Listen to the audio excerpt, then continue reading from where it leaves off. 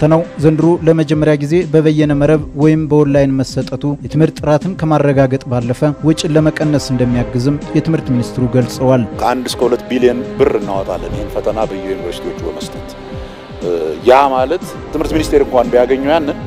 100-200 ትምህርት ቤቶች መስራት ይችላልበታል ሶ ባራታኩም ዲብቶር ቦሊ ቆሩም ከንቆራሙ ከሮፋት ኢሳንኬ ተኩም ዲብጃፍ ሰዴተ ሞሊ መልካ ኩም ዲብጃፍ ሰዴተ መፍሪፍ ዲብ ለማፍሸንጅቹ ዛኒ ወረኸንኬ ሰነምኩም ሶዶም ጃፍ ዲብ ፍሪፍ ሰገል ቆፈ ወለካ ዮኻን ሸንተማፍ ሱኒ ወልጣ ሰደር ከብዮል ሳቀብጦላን ቀርገትናኑ ካብ ኢትዮጵያ ትግራይ ሙታ ባራታን ኩም ዲብቶር በኺስ ዲብጃፍ ቶርባተም ሸንገል ሜቱ ሞቱ ማንገላት ቆርማት ሁንጋሪን ከለቲን garin imol lining kename jedaan sirni akkana hundu biyyoota addunyaa hedduu keessatti barata naannoon Tigraay faan dhibba keessa qoram ta Oromiyaa dabalate naannoleen hedduun immoo dhibba keessa qoramuun dubbi buburre fageesse war dhibba keessa jariibu ministeeri barnoota Itoophiyaa beesis keessa olaanaan 575 ammaarraat Finfinnee irra taachuu kaan ta'uun isii mirkan taate jee በጣም ደስ የሚል ስሜት ነበረ በርግጥ ግን መጀመሪያ ላይ ሲወጣ የካቴድራል ትምህርት ቤት ተብሎ ስለሆነ የመጣው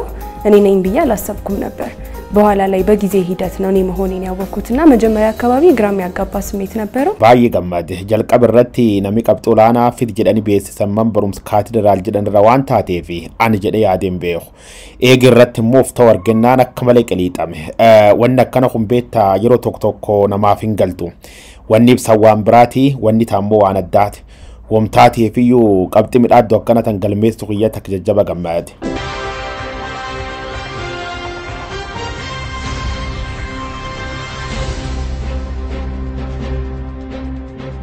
sadar kabiyol saat mumanneen barnoota kum tokkoof 363 barataan tokkolleen dabar kan keessa 553 manneen barnoota Oromiyaa taachuun nama dumamsiif Soomaaliyaa manneen barnoota 156 Amaara 56 Tigraay 52 Beenishaangumuuz 36 Affaar 33 magaal Finfinnee irra manneen barnoota 4 keessa namni tokkolleen hin ceenee jee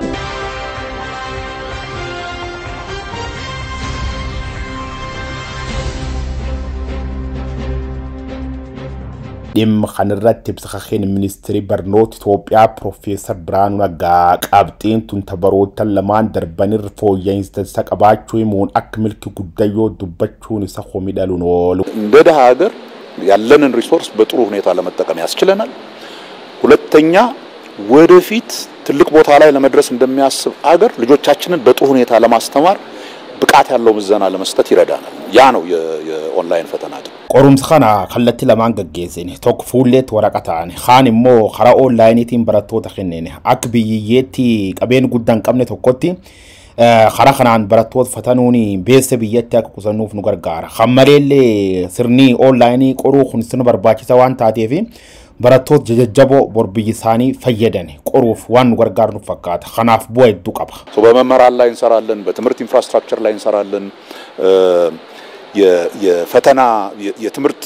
ቁሳቁስን በማቅረብ ደረጃ ከምን ጊዜውም በበለጠ እየሰራን ነው ዋጋ ደርቤል በረቶት ሚሊዮን ዲያተን ከቆሩምሳፍ ታንኬ ሰነምኩም ሶዶመን ጫለ ወለካፈቾ ለርጋ ተማሪን ኩም ዲባተማ አንጅዳክ ባላት ተጫት ማቲን ገዳንጉ ተምቶላን ጉቱን ቦልቻፍ ሳጥላም ማቲን በረቶ ተኺዮ ሱን ኪፍዋን ቀብደን ልማንቴ ሰን ዶክሳን ቆሰዋን ጉጉርዶ ሚዲያ ለዋስ ኸወጎት ለማፍሰዴን ደርበኔ ቱራን ባርኩም ለማፍ ኩደና ፉር ዲብኺስ ሰዲቱ ቀሰዲ ባርኩም ለማፍ ኩደን ሸን ሰዲቱ ቀላ መባራን موشنتو كافور أكمل برتا نجنجا خنشوفتي والتانس وجوتن صديف صدرك خنا كفان قاف نموت الدوت هم باين قاف الجبلة درجام خناف نموت سبوا صديد يستوك ده نبين برتا دات. quality برنوتا إكسسو بزيجنو كناندورا وانتوتا داتو توري ولرا كروجو توري أكسوما سمو موبايل أو إلكترونيكس أن فيدمني قرمات أو كنيمو answer sheet ya data bibina mukama data tinu jitame distributed goruwana kasi tutore wanta yo hammadan dametti kana ambisura amnuti hojjennera baratonis kana ratti of eeggannoodhaan of gargaaranii waratanii kaayyoon itti manabaan sun namni kamiyyuu beekumsa isaa fi dandeettii isaa fi waan beeku irratti hundaa'ee waratee akka qoramuu danda'u jedhaneeti waan ta'eef kaayyoo kana galmaan ga'uuf. Barataa man barumsa dhiise miidiyaa hawaasa Facebook, YouTube fi TikTok goola oola. Kaayyoon foormi gargalcha kee jechuun mancaatii keessa weeddisa akkuma kan guyyaa guddaan dee paartii oola akkamittiin tiraansdarbii yaada jedhu deddeebi'ee dhiyaata. Haal biyyattiin kee jirtu barata kuffis yaada jedhu lammeessoo taati. Waggoottan jaan darban guutuu biyyattii waraani guddayyaan gaggeeffama jiraachuu wal nama hin gaafajeef. Yaadinni sadeessootiif inni dhuma kana mootii hedduun qooduu jiran mootummaan Itoophiyaa mootummaa jiruuf jireenyi isa waraana irratti ijaaramu waan taateef humna barate xiqqeessa humni waraana ol kaasuuf shirqanxaxuu jechuun qe'ee. Qorumsi kun wanni nu agarsiise rakkoo kana barnoota furuu otoo hin taane sadarkaa barumsi biyya teennaa yookiin kufaatiin barumsa biyya teennaa sadarkaa kamirra akka inni jiru nu agarsiisuuf litmus test jechuu dandeenya. Itti gaafatamummaa waan kana ammoo bakki isin irraa kaatu keessaa tokkini ministeera kana haalinni jechuun waan kan ittiin dhiyeessu waggaa waggaan dhufee bifa jechuun barattoota agarsiisuu kuffisuun isaa jechuun akka bu'uura madaallii hojii isaa bu'aan isaa waan saniin ibsamuttu yoonni akkas haasa'uu fi kanaan duratti waan ni jedhee hedduu fi waan ammaan ta'u wal bira qabe yoo laale symbolically fakkeessa fillee gitaatu fakkeessa filloo taate yoo kanaan jalqaban kun godhame hoo jedheet malee biraanuun achi ka'ee fi achi turee fi wanni jijjiira malee nagas hin jirtu garuu aadumaaf seerumaaf iyyuu maqumaaf yoo jennullee wanni kun sila odoo ta'e hoo waan jedhu dubbadhee kana irratti jechuudha. Kufaatii sirna barnootaa kanaaf kallattii akkanaa qofatu guutummaatti itti gaafatama fudhata waan jedhamu waan natti fakkaatu maaliifi walxaxaadha waan isaa.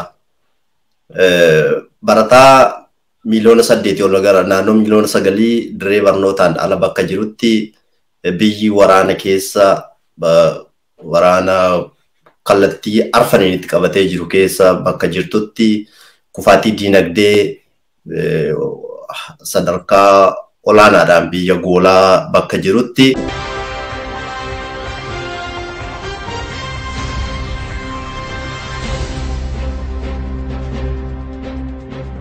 dhimma kanarratti armaan dur televizyiinii biyyoolessa EBS yookaan ETV irratti dhiyaachuun deebii kan ministeerri barnoota Itoophiyaa Piroofeesar Biraanuu Naggaa yaadi sadeessoon kan mootummaan loltoota ijaaruuf barattoota kuffis jedhu kun sob jechuun falmee dadhaban. ከተማሪዎቹ ውጤት ጀርባ ሌሎች ፍላጎቶች አሉ። መንግስት በርካታ ተማሪ ወደ ዩኒቨርሲቲ እንዲገባ አይፈልግም። ከዚህ ጀርባ የመንግስት ፍላጎት አለ የሚል ጥያቄ ይነሳል። እውነቱን አይደለም ከትምህርት ምዘና ጋር የነበረው አሁን ነው እውነቱን እየነገረን ይሄ ነው እውነቱ። አሁን የምታየው 27000 30000 በችሎታው በብቃቱ ፈተናውን ራሱ ተፈትኖ ሰው ሳይፈተንለት ወኒ በረታ ሞቱማን ኢትያዲ ኩፍሱ ጅርጀዳን ጉቱማ ጉቱ ሶባ ሲርኒ በርኖታ ኸዋጋድ ደም ቶርባን ዱር guutuma guutuu barattoota laamshessu walirra waraabanii akka darban godhu malee qulqullin barnoota irra waan hojjetin qabu. Sirni dhugaa barattoota dandeetti beekumsa isaaniitiin dabarsuu jiru kun sirni keenyaan tana kana. Barataan kun 27 katargit kun baratu mata ofiitiin hojjetee qabxirree gamti fiduun kutattaanu darbu. dhugaan tana malee wanni mootummaa qaban tokkolleen hin jirtu. እውነቱን አይደለም ከትምህርት ምዘና ጋር የነበረው አሁን ነው እውነቱን እየነገረን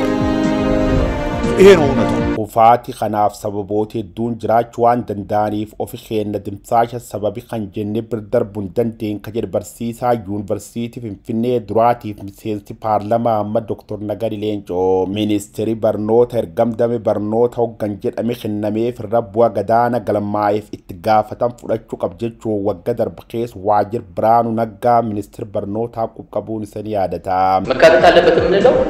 እስኪ ቲም ይቋቋም በትክክል ይጠና ትምህርት ሚኒስቴር ያጠናውን አፕሪሼት እናደርጋለን ጥሩ ነገር ግን ሌሎች አካላትም የሚሉት ብዙ ነገር ስላለ ይሄ የሚሉት ነገር እስኪ ምን ያህል እውነታ አለው የሚለው Kufaati barattoota Itoophiyaa keessatti deema jirtu wal qabatee yaadota gamgamaa kennamuu jira. Qorannoo ministeerri barnoota mataa ofiitiin gaggeessa akkuma jirtu taate yaadota akka namoota biraalleerraa qaamolee gargaraa dhagaama waan jiraniif qaamni biraa yookaan gareen biraa paarlamaan hundooftu waan kan qorachuu qabu. Ministeerri barnoota hojii qulqullina irratti hojjetu kan inni tolchuu jiru sirrii jajjabeesse. Kataatuuti immoo kufaati barattootatii fi itti gaafatamaan jalqaba sumtaa'uu qaba. ቢጠና እና ያ ጊዜውን ጠብቆ አትሊስት ለመፍትሄ ግባት መሆናቸው በዚህ ላይ ትኩረት ቢታደርጉ እና ይሄ ቢወሰድ የሚል አቅጣጫ ነው በእኛ በኩል ያለው ማለት ነው።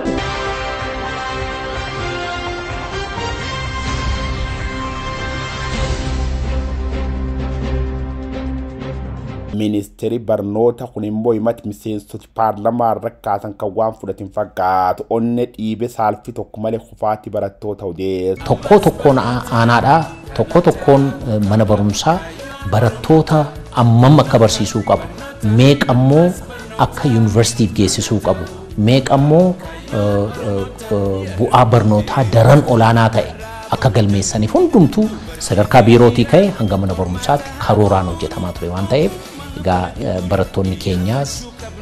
barsiisonni keenyas isa kanarratti xiyyeeffannoo addaan hojjechaa turaniiru jennee amanna. Waan qabatamaa manneen barnootaa irra supervaayizii godhamaadha kan ture caasaan sadarkaadhuma jiruun hundaan kanaafuu